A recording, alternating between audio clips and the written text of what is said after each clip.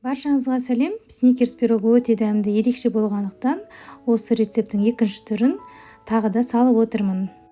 Бірінші рецебі сәл басқаша салған болатын. Жасап көрмеген болсаңыз, мына жерде сол видеоға сілтеме қоямын, немесе описание бөлімінде таба аласыз.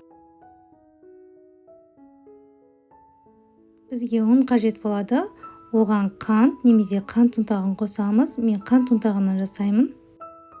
4 ас қасық какао, шай қасықпен қобызытқыш қосып, құрғақ ингредиенттерді араластырып аламыз.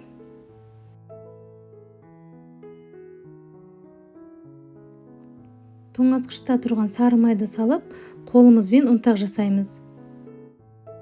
Бір жұмыртқаны салып, қамыр илейміз. Бұрындары осындай песочный қамырды басқаша жасайтынмын, келе-келе тәжірибенің арқасында дұрыс рецептімен жасап жүрмін. Яғни сары май тоңазытқышта тұрған салқын болуы керек екен.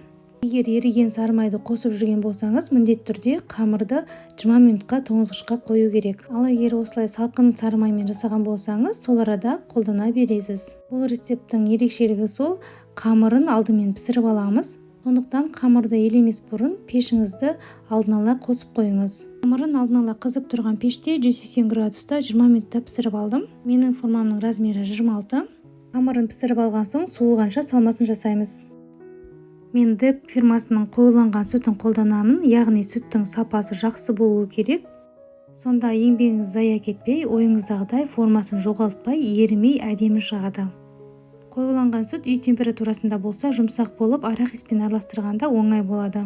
Салмасын салған соң, бәлішіміз кемінде 5-6 сағатта тұру керек. Мен кешке жақын жасап, тоңазытқышқа салып қойдым. Ертесінде шоколад пен сары майды ертіп аламыз.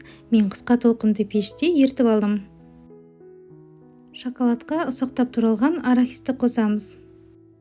Бәліштің бетіне құйып 15-20 минутқа бөлме температурасында қоямыз. Бәліш тоңазытқышта тұрғандықтан салқын, бетіне жаққан соң шоколадты маса сол мезетте қата бастайды. Бәлішіміз өте дәмді болып, керемет болып шығады. Сондықтан менімен бірге жасап көріңіз.